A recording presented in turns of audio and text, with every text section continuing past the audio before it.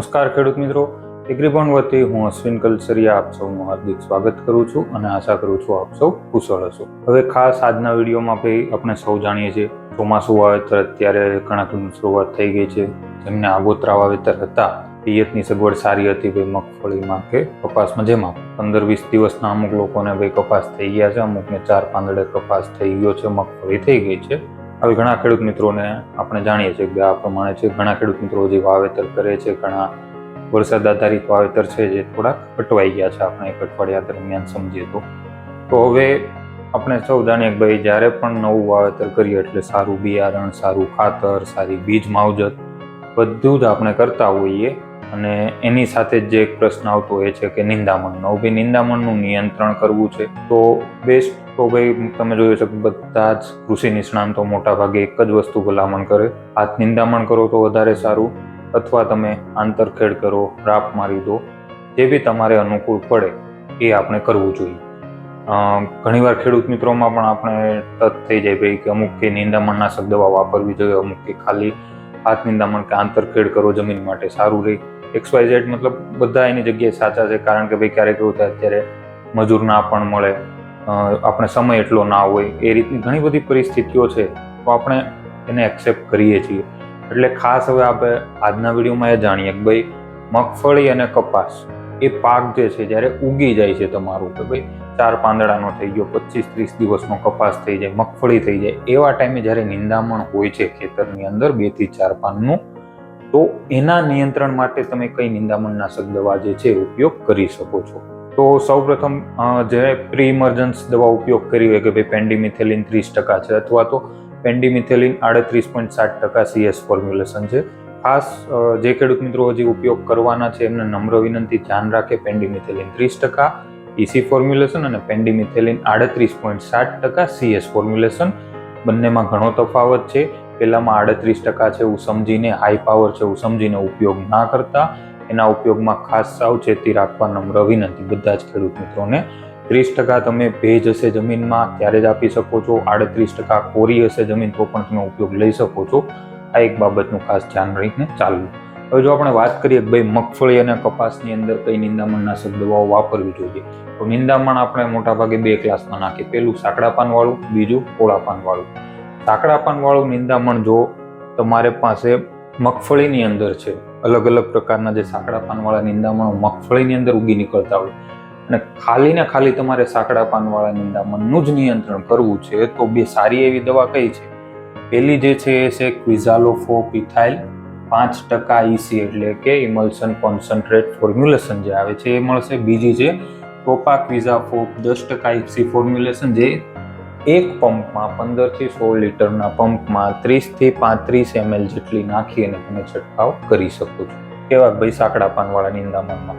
પોળા પાનવાળા નિંદામણ જો છે મગફળીની અંદર, અને ખાલી પોળા પાનના નિંદામણનું જ નિયંત્રણ કરવું છે, તો ખાસ ઇમેજેથા થાપિયર 10% SL ફોર્મ્યુલેશન 30 ml પ્રતિ પંપ નાખી અને તમે છંટકાવ કરી શકો છો. હવે એવું થઈ શકે કે આપણે પોળા અને સાંકડા બંને પ્રકારના નિંદામણ છે, એટલે આપણે કોઈ ખેડૂત મિત્ર એવા નવરા નથી કે ભાઈ 2 અલગ અલગ દવા લે, 2ના ખર્ચા કરે ને આપણે અલગ સ્પ્રે કરીએ. સિમ્પલ વસ્તુ છે. એટલે હવે જો ધારો કે બંને પ્રકારના નિંદામણ છે તો માર્કેટમાં આના કોમ્બિનેશન પણ મળી જશે. એક મળશે એ છે ક્વિઝાલોફોપ 7.5% અને ઇમેજાથાપિયાર 15% EC ફોર્મ્યુલેશન. આ તમારે છે ને 17 થી 18 ml પ્રતિ પંપ, એક પંપની અંદર માત્ર 17 થી 18 ml નાખી અને તમે છંટકાવ કરી શકો છો. બીજું એક આ ફોર્મ્યુલેશન છે જે થોડુંક હાઈ ગ્રેડ ગણી શકો કે, પણ આના વાપરવામાં બહુ ધ્યાન રાખવું પડે એવું છે. એ છે ઇમેજાથાપિયર 35% અને ઇમેજામોક્સ. જે નિંદામણને મોક્સ આપી દે એટલે આપણું ઇમેજામોક્સ 35% WG ફોર્મ્યુલેશન, વેટેબલ ગ્રેન્યુલ, આપણે ચાની ભૂકી કેમ આવે એ ટાઈપનું ચીણી ભૂકી જેવું ફોર્મ્યુલેશન આવશે, આનું પાવડર જેવું પણ કહેવાય દાણાદાર. આનો ડોઝ છે ને એ છે 40 ગ્રામ પ્રતિ એકર. 40 ગ્રામ પ્રતિ એકર એટલે પંપ પડશે તમને 4 ગ્રામ એક પંપની અંદર નાખવાનું છે. એટલે ડોઝના લીધે થોડું, કારણ કે આ છે ને આ કન્ટેન તમને માર્કેટમાં 20 ગ્રામ છે, 40 ગ્રામ, 80 ગ્રામ, 100 ગ્રામ આવા પેકિંગની અંદર મળી શકે છે, બોક્સમાં જ આવશે મારા ખ્યાલ પ્રમાણે. એટલે 40 ગ્રામમાં જો જેને આ વાપરવું છે, આ વાપરે છે તો કોઈ ઇસ્યુ નથી, આ વાપરવું છે કાંઈ નહીં કરવાનું, 10 ડબલા પાણી એક ડોલમાં નાખી એમાં 40 ગ્રામ ઓગાળી અને એમાંથી તમારે 10 પંપ કરી નાખવાના. એકર દીઠ તમે 10 થી 12 પંપ ઉતારશો તો સારું રિઝલ્ટ મળશે. હવે વાત કરીએ કપાસની. મગફળીનું થઈ ગયું, ભાઈ સાંકડા પાનમાં છે, પોળા પાનમાં છે, અને બંને સાંકડા અને પોળા બંને માટે આ તમે ઉપયોગ કરી શકો. કપાસની અંદર પણ સેમ છે ભાઈ, સાંકડા પાનવાળા, પોળા પાનવાળા અને બંને માટે કઈ ઉપયોગ કરી શકીએ. તો ભાઈ ખાસ જેણે ભાઈ વીડગાર્ડનું વાવેતર કર્યું છે અને આખો પાર્ટ જ સ્કીપ કરવાનો આવે, કારણ કે બેસ્ટ એમને તો શું છે ભાઈ, ગ્લાયફોસેટ મારી દીધું, કામ પૂરું. એટલે ખાસ હવે ભાઈ કોઈ કોમેન્ટ કે મેસેજ નહીં કરતા ભાઈ અમારે તો આ છે એટલે અમારે ગ્લાયફોસેટ, આપણે એને પ્રમોટ નથી કરતા. પણ આ વખતે મેજોરિટી આપણી પાસે જે ઇન્ક્વાયરી આવી કપાસ માટે ભાઈ આ પ્રકારનું બિયારણ છે કે નહીં, તો આપણે વેચાણ તો નથી કરતા, પણ નીચેથી જે સૌથી વધુ ડિમાન્ડ આ વખતે આપણી પાસે આવી હતી એના આધારે કહી શકું છું. બાકી જેણે બોલગાડ વાવેતર કર્યું છે તો સાહેબ આપણે ધ્યાન રાખજો કે આપણે હકેલાઈ જાવ આમાં. એટલે ખાસ સાંકડા પાન વાળું જો કપાસની અંદર કોઈ તમારી નિંદામણ ઉગી નીકળે છે તો એના નિયંત્રણ માટે આની જેમ મગફળીમાં જે યુઝ થતી એ સેમ તમે લઈ શકો છો. ક્વિઝાલોફોપ ઇથાઇલ 5% અને પ્રોપોપિઝાફોપ 10% ઇસી ફોર્મ્યુલેશન વાપરી શકો છો. સૌથી અગત્યનું કપાસમાં છે પોળા પાન વાળું. કપાસ છે ને એ પણ પોળા પાન વાળો પાક છે, એટલે કપાસની અંદર છે ને આ ઇમિઝા થાય કે એ બધી નહીં ચાલે, કારણ કે એ ઉપયોગ કરશો કપાસ બળી જાય. કપાસની અંદર પોળા પાન માટે માર્કેટની અંદર આપણે એક જ ટેકનિકલ અત્યારે અવેલેબલ છે અને એ છે પાયરીથાયોબેક સોડિયમ 10% ઇસી ફોર્મ્યુલેશન. ખાસ યાદ રાખજો, પાયરીથાયોબેક સોડિયમ 10% ઇસી ફોર્મ્યુલેશન માર્કેટની અંદર આપણી પાસે એક જ છે. 25 થી 30 ml જેવું તમે પ્રતિ પંપ નાખીને ઉપયોગ કરી શકો છો. કપાસની અંદર પોળા પાન માટે માર્કેટમાં એક જ કન્ટેન આપણી પાસે છે.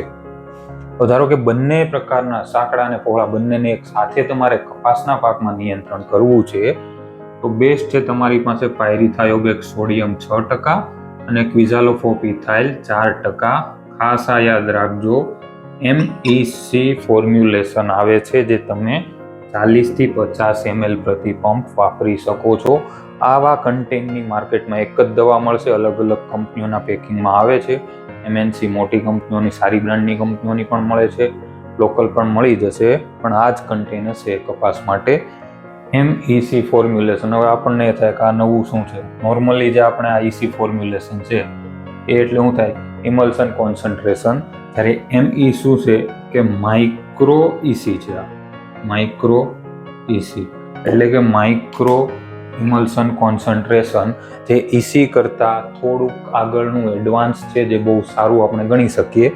કારણ કે આના 3-4 ફાયદા જો અત્યારે ટૂંકમાં કહી દો. એક તો હું છે, આનો સ્પ્રે કરો ને એટલે જે નિંદામણ એટલે છોડ જ છે નિંદામણ એક ટાઈપને, તરત આનું શોષણ કરી લેશે. એટલે ધારો કે 1-2 કલાકમાં વરસાદ બી આવવાનો હોય ને તો આ દવા ધોવાશે નહીં તમારે. એક પ્લસ પોઈન્ટ આપણા માટે અત્યારે છે.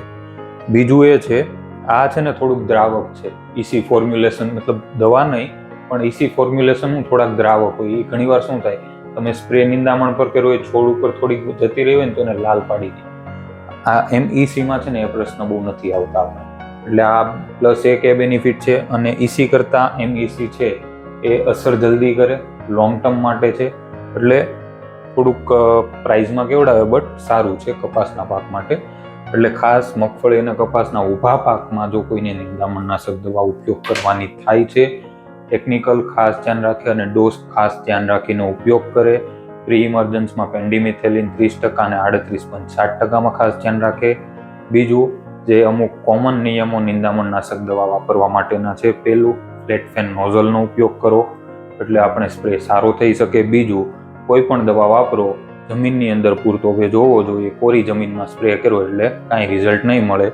ત્રીજું કે ભાઈ જ્યારે પણ સ્પ્રે કરો એના 2 થી 3 કલાક સુધીમાં વરસાદ આવવો જોઈએ નહીં. આપણે સૌ જાણીએ છીએ, કારણ કે સ્પ્રે કરશો, વરસાદ આવશે, દવા ધોવાઈ જાય, આપણને રિઝલ્ટ નહીં મળે.